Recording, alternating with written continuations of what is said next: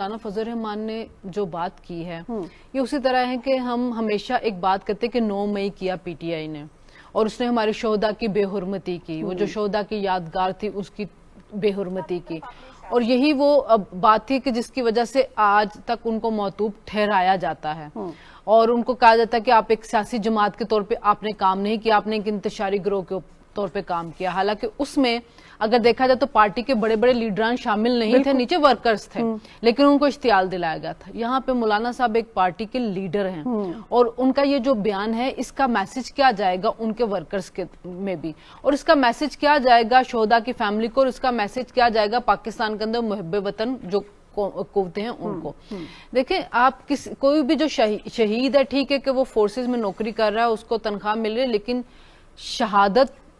देना या अपनी जान की कुर्बानी देना आसान बात नहीं होती है। हमने ऐसे भी फौजी जवान देखे हैं कि 6 बहनों का इकलौता भाई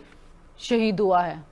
उसकी पूरी फैमिली के दिल पे क्या गुजरेगी इस बात के बाद। हमने देखा है कि एक नौजवान है, अभी उसकी शादी ही हुई है और वो चला गया है और उसने शहादत दी है। हमने ऐसे भी फौजी देखे हैं कि उसके बच्चे पैदा हुए, अपने बेटे फर्स्ट जो बच्चा पैदा हुआ उसकी शक्ल नहीं देख सका और उसकी शहादत हुई है। ये सारी हमने देखी, और बूढ़े माँ बाप को अपने शहीद बच्चों का जनाजा उठाते हुए भी हमने देखा है। लेकिन आपने कभी देखा है कि जो मौलाना साहब हैं, जो खुदकुश हमले होते हैं, जो वहां से दहशतगर्द आते हैं, जो आके लड़ रहे हैं, जो टीटीपी या तालिबान की रिजीम है, उनके खिलाफ कभी मौलाना साहब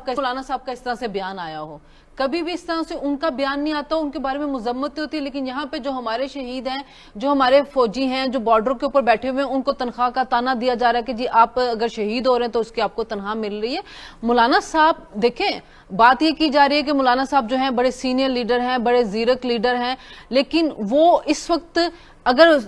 सीनियर लीडर हैं, जीरक लीडर हैं, तो एक सीनियर लीडर का काम क्या होता है? कौम को जोड़ के रखना होता है, कौम को डिवाइड नहीं करना होता, कौम को कभी भी अपनी फोर्सेस के अगेंस्ट नहीं लेके आना होता। यहाँ पर बहुत सी ऐसी बातें होती है जिसके ऊपर जाहिर है सियासी तौर पे हम जमहूरी लोग हैं, आइन को मानने वाले हैं, जो आमिर हैं,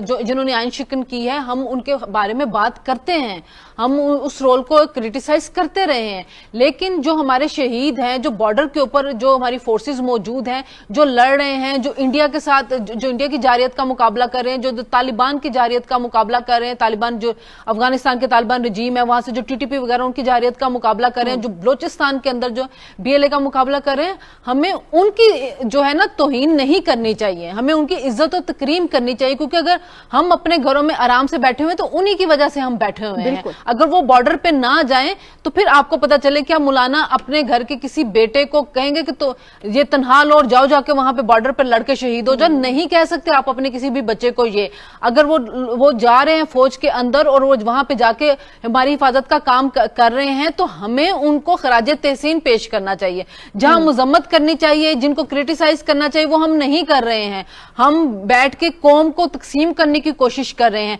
मुझे नहीं समझ आ रही कि मौलाना साहब के ऐसे कौन से ग्रीवेंसेस है जिनकी वजह से वो ये बात कर रहे हैं, और ये और एक सियासतदान को ये बात नहीं करनी चाहिए। फिर आप कल को मौलाना साहब इसी 9 मई के ऊपर पीटीआई पे तनकीद करते रहे, लेकिन कल को किस तरह से वो पीटीआई के ऊपर तनकीद कर सकेंगे जबकि खुद वो उनके अपने बयान ने बहुत ज्यादा इश्तियाल दिलाने की कोशिश कर दी अपने वर्करों को।